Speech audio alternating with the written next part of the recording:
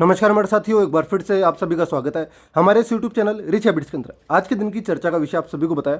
हमारे देश के अंदर एक बहुत ही बड़ी दुर्घटना हमें देखने को मिली थी अहमदाबाद के अंदर, जहां पर एयर इंडिया का एक प्लेन क्रैश होता है जो कि एक बोइंग नाम की कंपनी का था, जिससे 265 जनों के मारे जाने की खबर सामने आती है। जिसके अंदर आप क्रू मेंबर की बात कर लीजिए, पैसेंजर्स की बात कर लीजिए, या फिर ये प्लेन जहां पर जाके क्रैश होता है वो एक हॉस्टल होता है मेडिकल का, मेडिकल कॉलेज का एक हॉस्टल होता है जहाँ पर कई डॉक्टर्स, उनके परिवारजन एंड टोटल मिलाकर जितने पब्लिक मरी वो 265 का आंकड़ा हमारे सामने निकल कर आता है। कई न्यूज़ चैनल यहाँ पर 269 का आंकड़ा भी देते हैं, कई 265 का दे रहे हैं, लेकिन इस दुर्घटना के बाद कुछ इस प्रकार की तस्वीरें निकलकर सामने आती है।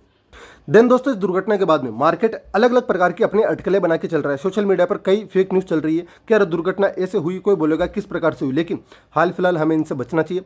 तथ्य हाल फिलहाल सामने नहीं आए, ये एक जांच का विषय है। आने वाले समय के अंदर इससे रिलेटेड सारी चीज़ें सामने आ जाएगी, लेकिन मार्केट लिंक जोड़ता है, मार्केट पुरानी खबरों को उठाता है, मार्केट बोली हुई बातों को उठाता है, उनसे लिंक जोड़ता है, देन अपनी कुछ बातें बनाता है। आज के इस वीडियो के अंदर हम उन सभी के बारे में बात करेंगे।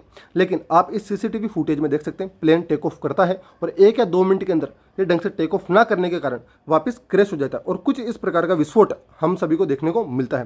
दोस्तों, एक बार सोच के देखिए यार, उन लोगों के साथ आखिर किस प्रकार का गुजरा होगा, मतलब कितने कष्ट के साथ वो लोग गुजरे होंगे। इसके अलावा इनके जो परिवारजन इनको एयरपोर्ट छोड़ने आए होंगे वो शायद अभी तक घर भी नहीं पहुंचे, लेकिन उन सभी को कुछ इस प्रकार के विस्फोट की आवाज़ सुनाई देती है। लेकिन मार्केट यहाँ पर सवाल किससे पूछता है, मार्केट कहाँ पर सवाल उठा रहा है? तो दोस्तों, सबसे ज़्यादा सवाल उठाए जा रहे हैं बोइंग कंपनी के ही ऊपर।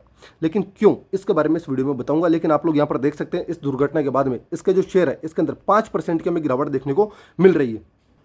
देखिए दोस्तों, दुर्घटनाएं हो सकती है, दुर्घटनाएं हो जाती है, लेकिन बोइंग की यहाँ पर बात ही अलग है। ठीक है, मतलब अगर आप बोइंग कंपनी की बात करेंगे, इससे रिलेटेड पिछले ही साल सन 2024 के अंदर साउथ कोरिया के अंदर भी एक ऐसी दुर्घटना देखने को मिली थी जो कि बोइंग का ही प्लेन हमें देखने को मिलता है। अच्छा, ये बोइंग का कोई पहला या आखिरी केस नहीं था, इससे पहले और भी केस हो चुके हैं, लेकिन इसके अलावा कई ऐसी चीज़ें हैं जो उनके खुद के एम्प्लॉयज़ ने उठाई है, जिसके बारे में इस वीडियो में हम बात करने वाले हैं, जिसके कारण बोइंग कंपनी बार बार लोगों की नज़र में आती है, बार बार सुर्खियों का रीज़न बन जाती है।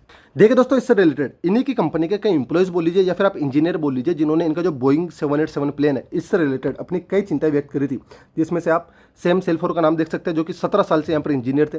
देन जॉन बार्नेट की बात कर लीजिए, ये भी इसके अंदर 32 साल से इंजीनियर थे। देन इसके अलावा रिचर्ड की बात कर लीजिए, इन सभी ने इस प्लेन से रिलेटेड अपनी कई चिंताएं व्यक्त करी थी, लेकिन इनको अंत में क्या मिला?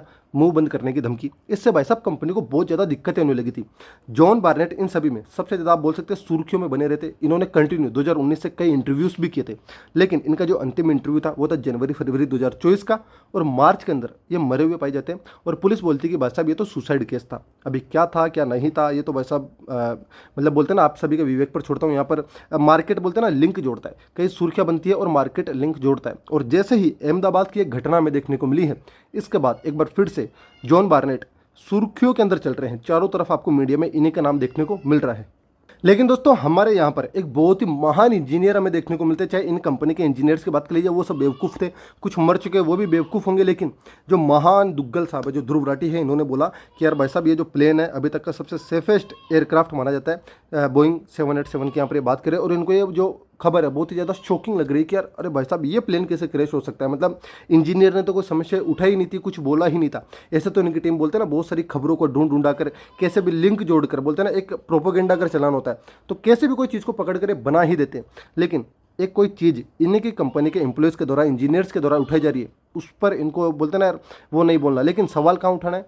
बोइंग पर कोई दिक्कत नहीं थी भाई साहब, यहाँ पर दिक्कत है ना, ये तो इनका बस नहीं चला। मैं आपको सही बता रहा हूँ, लिंक ढंग से मिला नहीं इनको, वरना ये इसको गवर्नमेंट से रिलेटेड भी जोड़ सकते थे, और क्या पता है जोड़ भी दे, इनका कोई भरोसा किया भी नहीं जा सकता।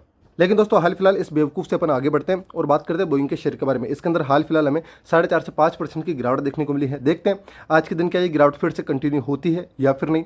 देन इसके अलावा इसकी जो कॉम्पिटिटर कंपनी है, मतलब देखिए पूरी दुनिया के अंदर दो ही, अगर मैं बात करता हूँ पैसेंजर प्लेन्स के हिसाब से, तो दो ही कंपनीज की ड्यूओपोली आपको देखने को मिलती है। एक हो गई एयरबस और एक हो गई बोइंग।